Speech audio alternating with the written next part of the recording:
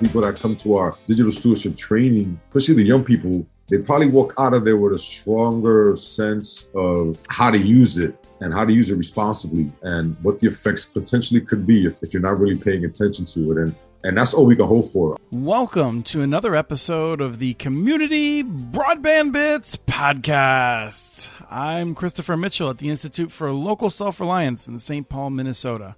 Today I'm speaking with Danny Peralta, who is the Executive Managing Director at The Point in the Bronx, in New York City, in New York. Welcome. Well, thank you. Good morning, Chris. How you doing today? Oh, I'm doing good, and I got to say, man, I one of the things I always love talking about you is I love the accent. You know, I grew up in Allentown, Pennsylvania, and I love all these East Coast pocket accents that you get around. So it's always a joy to speak with you. All right. Well, likewise, man. You got that upper Midwest thing going on too, man. I do. Yeah, it took a while. I still don't say Minnesota. That's one of the telltale ones. I love that. I'm gonna use that one. I'm gonna use that one next time I'm up there. Oh, for sure. Tell me, you're at The Point. Yes, sir. What is The Point? Sure. Yeah. So again, I'm broadcasting live from South Bronx, New York City.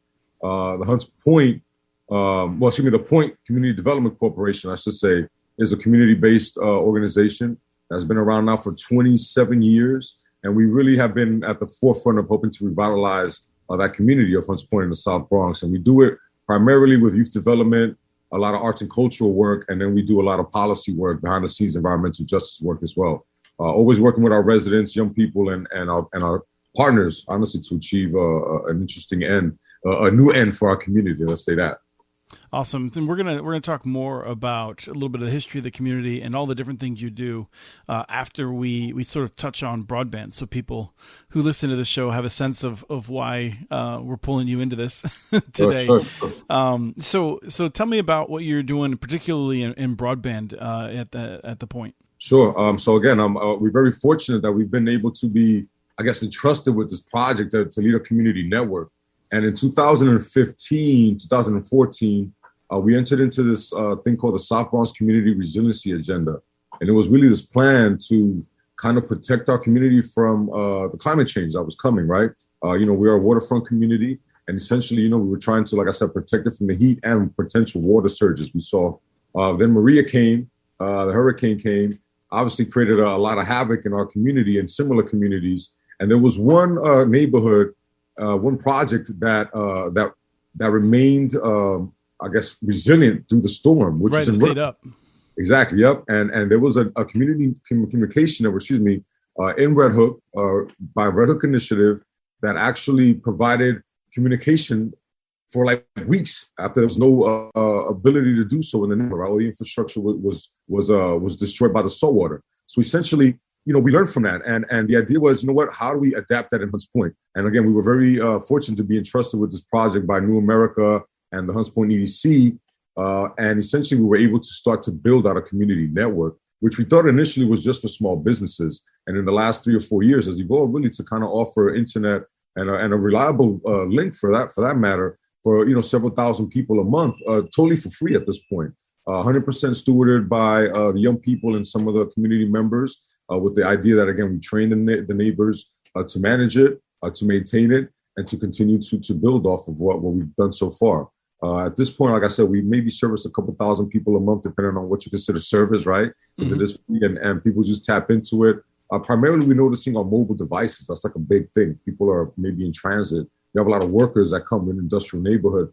So again, we're offering these amenities, and at the same time, it makes us think about, all these other pieces, again, that we rely on, right? You talked about self-reliance, right? Like, where's the ownership of this infrastructure? And how do we not only own it at some point, but how do we kind of use it in a way that is most practical and most useful for our community, and not just, because we have to use it or because it's there, really, again, thinking about emergency communication for all communities, right? Emergency drills, plans, ways to kind of get people socially together with this virtual tool that sometimes tends to divide us, especially in our community, right? Sometimes, the internet divide is real. A lot of people do not have access to it. And obviously that means less access to jobs and opportunities. And when people do have access to it, again, the literacy around how people use the internet and what we use it for is kind of shot as well. And again, I find, for example, some of the beef that young people have is sometimes spurred by, let's say, a comment on a social media tweet. We heard about the stuff that happens with Facebook, some of their Instagram research where, young women are having like really poor senses of their bodies, right? Like all this stuff is playing out in real time in our community, and it's having, and it's exacerbating health, issues that we've already had. So I'll stop that. But this is really a network, again, that hopefully brings people together and offers them opportunities that are radically new for our community, Yeah. So there's a lot of things to pull out there, but I want to make sure that people sort of got one of the things that led you to going down this path, and that is hurricane comes, Verizon, national company, Charter, Spectrum, national company, Altice, global company. These massive networks, they all fall apart and basically collapse in a lot of neighborhoods. And this Red Hook initiative, which is mostly run by volunteers and that sort of a thing, run by the community, that stays up and people are able to use it, to make sure that they're well connected. So that's pretty amazing. So then you're looking at that, and the point is looking at that and saying, well, we should do something like that. Now, you're not charging people for access. How does it get started in terms of where's the money come from to get the equipment and things like to start the training? Yeah. So essentially, we were, again, funded by the EDC, which is the Economic Development Corporation in Hunts Point. If you could imagine kind of Hunts Point being the hub for a lot of the food that comes to the East Coast. So we're like the second largest food market in the world, honestly. So the Hunts Point food market has a lot of energy, right? It sucks up a lot of energy, a lot of refrigeration. And that's where, again, the initial plans came. We thought there's going to be a big storm. This market is below a sea level. It's going to flood. There's no resilient energy. And that's kind of how we started thinking. But essentially what we learned is that there's a lot of different components to resiliency. One of them, obviously, again, being communication. And so that's how we kind of entered into it. The EDC came to us, New America came to us, said, look, we want to develop a mesh network in this community. We don't have ties to this community, and it has to be led by community members for us to get this funding. Would you be interested in doing that work?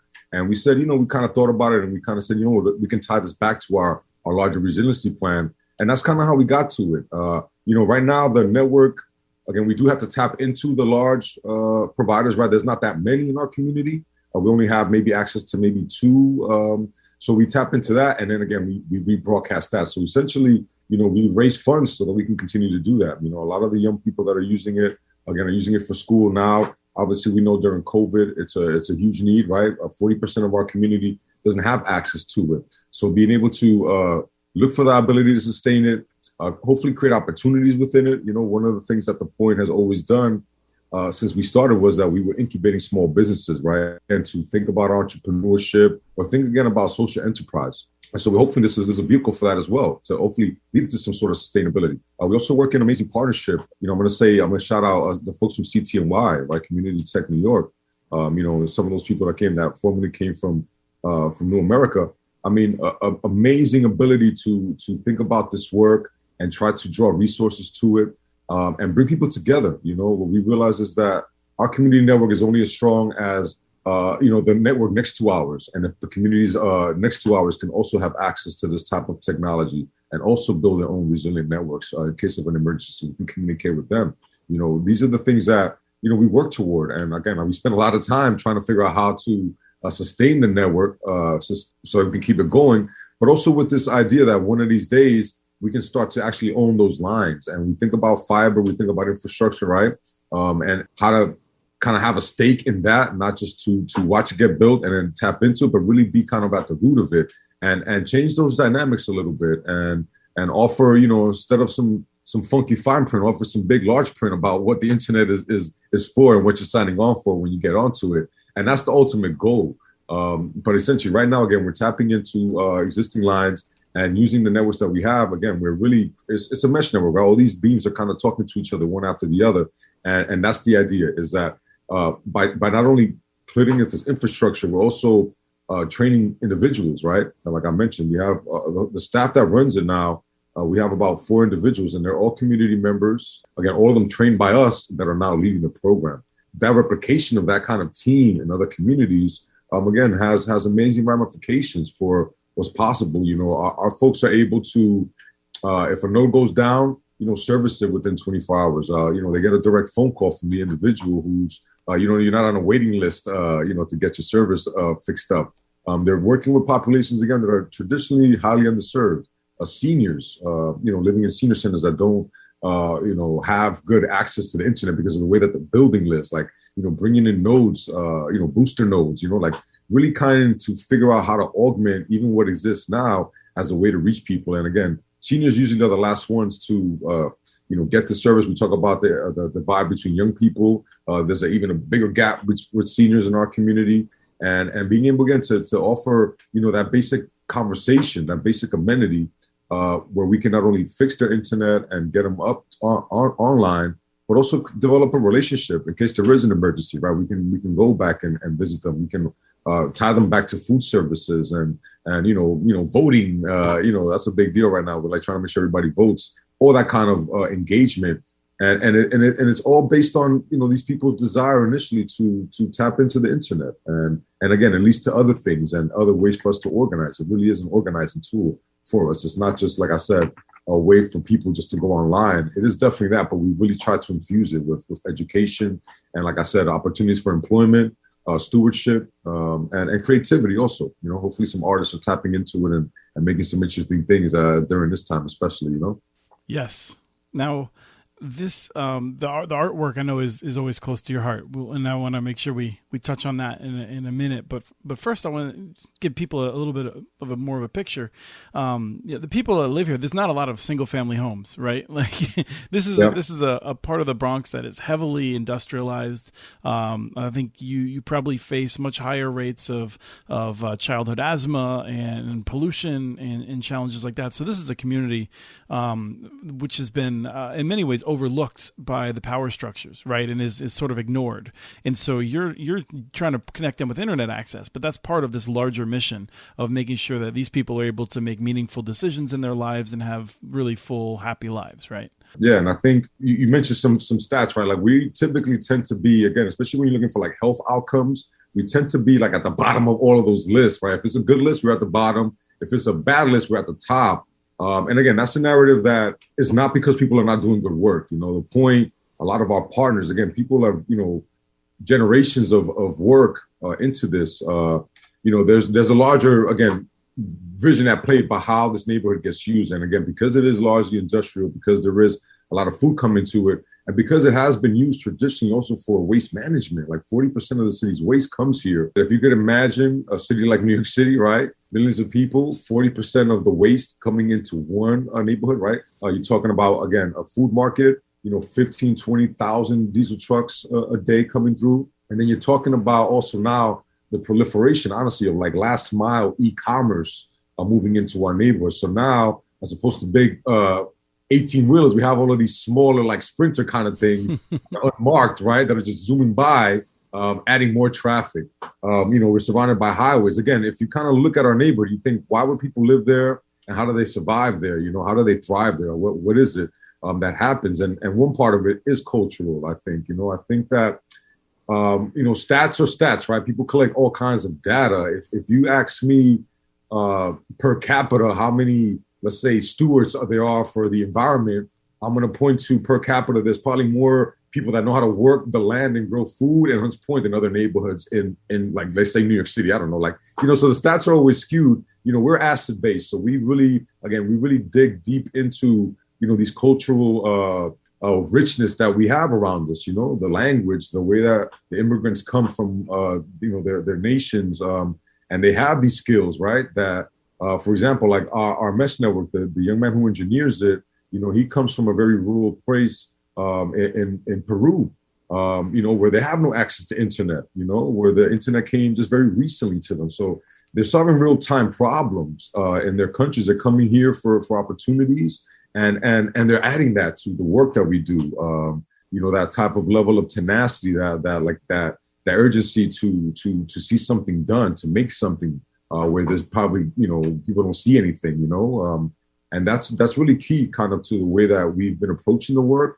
But again, it's really how we define ourselves. We're artists, we're activists, we're organizers, we're educators, we're family, members, that's kind of how we talk about our work and really describe our community, again, because that's kind of the cornerstones of where we work from. And people talk a lot about, the green movement and, like urban farming. A lot of that, especially New York, was born in these kinds of communities, when people said, we're going to take this plot of land that was an abandoned building and we're going to, grow food. And that's the farming movement in New York, again, where there's no parks, Hunts Point is a perfect example. There are 2 waterfront parks that are less than 15 years old.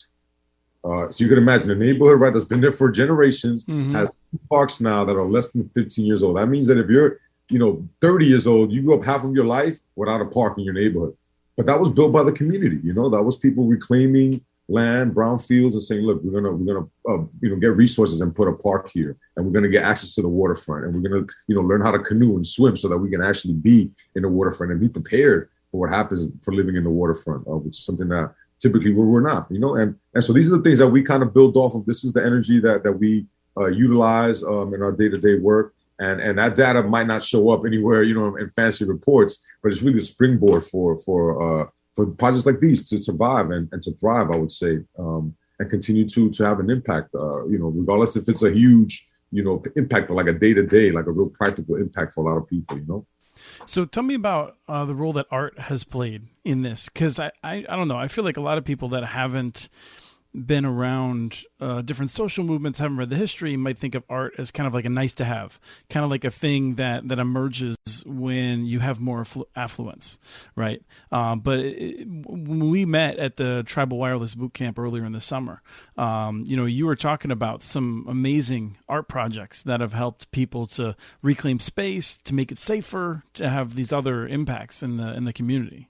Definitely, yeah. When you think about how a community, again, like Hunts Point operates, if you don't have the economics, like you said, what is art? For us, especially, culturally, like we just kind of, I don't know, the way you move, the way you talk, the way you dress is all tied to these cultural phenomena. And if you think about like, the place of hip hop, right, being born, let's say in the Bronx, right, which is where people kind of talk about it, like there's this thread where people are constantly making things, and they're always building on this world that's around them. And that's kind of the spirit of it. And so that's the cultural movement that we kind of work with. When you have, like I said, little maybe socioeconomics, but you're very creative and you can maybe take a record and sample like a 2-second snippet and turn it into like $1 million song. Like that's the spirit of it. And that's kind of how everything, I would say, springboards, a lot of the self-esteem that we get, I would say the place that you can meet people halfway oftentimes is in these creative spaces, is where people get to play and explore and try things that maybe are childish, but again, bring them back kind of to a space where they're vulnerable and they're creative and they're kind of letting their guards down and they're using it for therapy and healing and all these things are important to why we do it. Beautification, I'm going to mention that. A lot of the mural movements in our community, again, it's about beautifying, right? Like spaces that are blightful, that we don't want to look at anymore. And you put a mural of a local hero, or you paint a sign that says, I love my neighborhood. Like it has ramifications on how people move and how they respect the spaces and what they're willing to steward. And that's really the power of art. And for myself, if not for my artistic practice and searching for an artistic voice, I wouldn't have found, these movements that are tied to culture, but really are environmental and social and use art to make a claim and to make an ask, a plea, if you will, to the world to listen, a call to action, if you will. And that's the space that art occupies at the point. And I would say in a lot of organizations similar to ours and individuals that we know in our community, Now, do you remember when we talked about this, it came back to telecommunications in one way, because I feel like, I don't remember, maybe it was you or maybe it was someone else talked about inviting people to do art, to develop visual art on pieces of telecommunications in the neighborhood. Yeah. Do you remember how that came up? Yeah. I don't remember how it came up, but I mean, I think the idea, that we can actually like paint these things, right? That we can actually like mount them and they can serve as murals too, right? It's not just like this device that, again, you plug into that's invisible, but that we make these things visible. And I think that's part of like that whole disillusion of magic, right? Of like these devices that sit there that you don't know what they're doing, right? Because they don't, you can't see the signal cutting through them, and they're invisible, and we take them for granted, I think, because they're invisible, right? They're sitting on a rooftop. If you add something to it, maybe you might bring attention to it. Maybe you can use them as another device to again to draw attention to somebody. I love the idea of naming devices after maybe local heroes, that do the human connection, and maybe we can name a note after them because that's kind of what they serve, So yeah, I think there are some interesting ramifications. Some of the young men that we're working with, they're building video games into the P&K, these portable network kits, right, that are designed for emergency like deployment, and again using it as a creative space, like these server spaces, right, where typically there's a lot of data. Why can't we do other things with it? Why can't we add music to it or add visuals to it, or when we build a P&K out, create a whole cultural museum in there that if people are out of power for a couple of days and all they have is this P&K and they want to learn about the Bronx, is like this whole history lesson that comes into it, and yeah, so it's a tool and it could be, and I think that the more we demystify, right, touching these machines, right, like at Travelers, wireless bootcamp, it was amazing watching people try to connect these things, and even that little slight half an inch to the left, messes up your signal, and being in that space where you can do that, and again, demystifying what these devices do and owning them, to a certain degree, is very powerful and is very needed, and I think it's going to be the wave. That's how I see. I think that's how hip hop was kind of born, right? Somebody had access to it and they kind of took it left field and they said, this is what we're going to do with it. And now it's its own thing. And I think there's a space for that. And I know people are doing it. I've seen it with technology, especially with wireless technology and communication technology, like to be very creative. And that's the space that personally I like to see it because I think it has some more interesting ramifications, but also because I think that there's, that's where everything is going anyways, right? So we might as well start to be a part of this burgeoning friggin' economy, this burgeoning artistic movement that lives in these spaces. Why not? Let me ask you more about the PNKs. So what I'm imagining in my head is you've got a number of teens, tough looking kind of kids raised in difficult circumstances. You're in a room and you have a suitcase with a bunch of networking gear in it that you're calling a portable network kit. Yeah. What exactly is happening here? Like why is this interesting? Well, the portable network kit, if you could imagine, is like a box, right? You can make it out of anything. Essentially, you have a router, you have your power, your antennas, and you have your Raspberry Pi in there, and you want to make a connection between either two P&Ks or again the larger net. And again, these are totally communication devices that are really designed again in case there is no internet, or again you want to really create a mesh network that is secure, right? Because if I can have two P&Ks talk to each other within one server, then you're communicating hopefully securely, but again one-on-one. And so for us, it's like, if we can put this into the young people's hands, what would they do with it? What would they build out of it? And the guys that we have, they're not even tough looking, to be honest with you. They're kind of like, on the block. That's why they mess with the tech, right?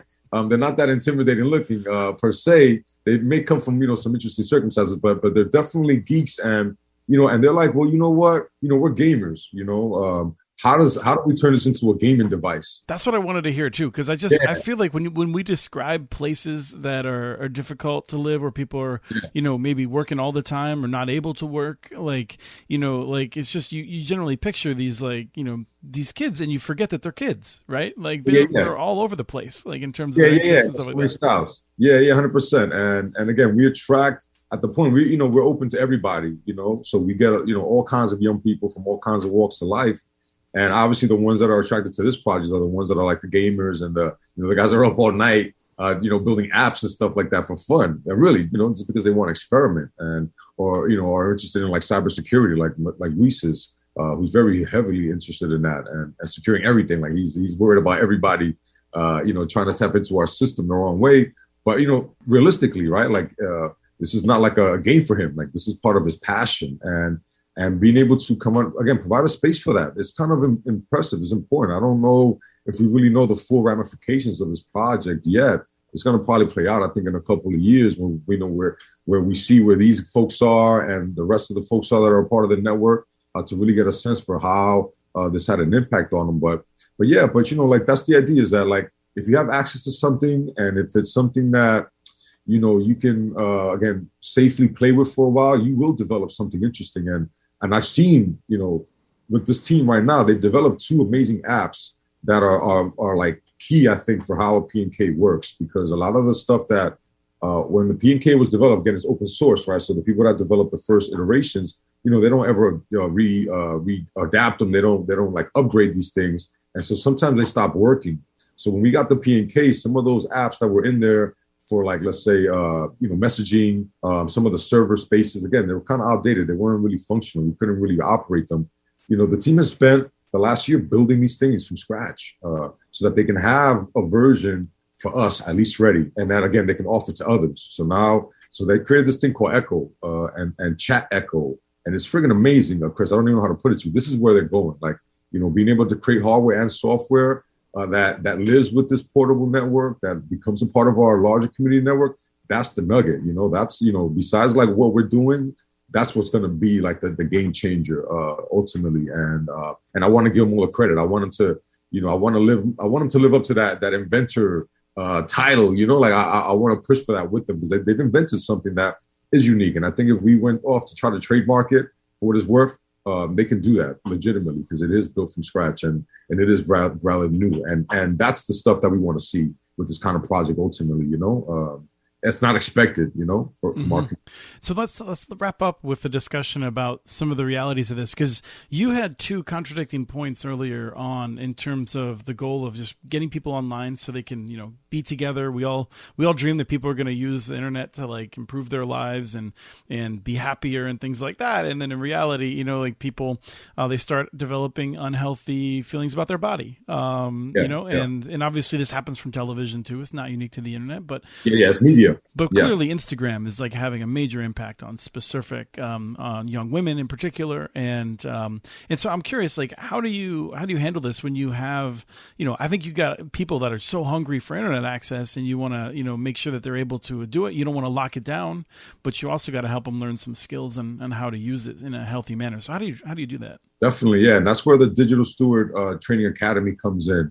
And again, I'm going to give credit to our folks at CTNY and our folks from Detroit Digital Justice Network, because they really planted in our minds this idea that like what is the internet? That was the question that they keep posing very early on. And we thought, okay, the internet, yes, da, da, da. And then as they keep posing the question, you kind of start to dig deeper, like what really is it and how do we really use it? And the question we've been posing within our group is, do we use the internet or does it use us, right? Because it got to that point where, our data is being siphoned off, it's being sold back to us. Like we're not fully even seeing the full internet, right? Based on what you're looking for. Like you might not even see a certain, let's say, link, because it doesn't fit into whatever profile, somebody created for you, right? Some algorithm, right, in your account.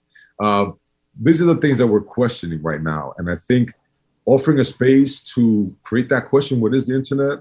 And it's cool to see people kind of question it and start to be critical about not only the internet as a device and as a system, but like their role in it. That's where it is. And again, it's not about like making people jump off the internet and, reclaim it and say this is bogus, but really to create a space for dialogue and a critique of what it is, good or bad. What is it? And creating that space, I think we don't offer too much of those spaces, right? People say you got access to the internet, great, you're good, you can do what you got to do. We rarely question what's going on. And I think more recently we probably have been, again, because of COVID and how much time we spend on these devices. And again, these reports that we're seeing about the health effects, we should question it. So if I'm telling people, look, question, food, how are you getting food, in your system, so we can do some urban farming and dispel that, then this is kind of the same process. It's really just getting people to a basic, like a level 0, depending on where your skill level's at. And let's have this dialogue. And then from there, you do what you got to do. But I will say that I think that people that come to our digital stewardship training, especially the young people, they probably walk out of there with a stronger sense of how to use it and how to use it responsibly and what the effects potentially could be if you're not really paying attention to it. And that's all we can hope for ultimately. Like I said, it's going to play out at some point what the ramifications of that are and the results of that are. But it's good to have that dialogue, especially when you're offering this internet. Like,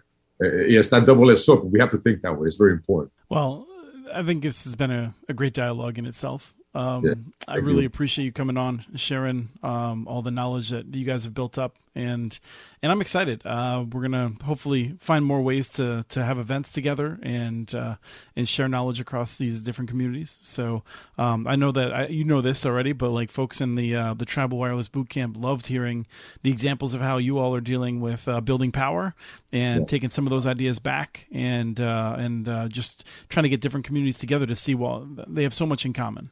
Yeah, likewise. And, even all communities, I think this is the time to kind of think that way, like how are we a community and how do our communities connect and how do we learn from each other? A very pivotal time. So thank you for this, Chris, and for the dialogue and for the continuous dialogue, for always reaching out. Appreciate you, bro. Yeah, thank you. Have a great day. You too, man. Peace, bro. We have transcripts for this and other podcasts available at muninetworks.org/broadbandbits. Email us at podcast@muninetworks.org with your ideas for the show. Follow Chris on Twitter. His handle is @CommunityNets. Follow muninetworks.org stories on Twitter. The handle's @muninetworks. Subscribe to this and other podcasts from ILSR, including Building Local Power, Local Energy Rules, and the Composting for Community podcast. You can access them anywhere you get your podcasts. You can catch the latest important research from all of our initiatives if you subscribe to our monthly newsletter at ilsr.org. While you're there, please take a moment to donate. Your support in any amount keeps us going. Thank you to Arnie Hughesby for the song Warm Duck Shuffle, licensed through Creative Commons. This was the Community Broadband Bits podcast. Thanks for listening.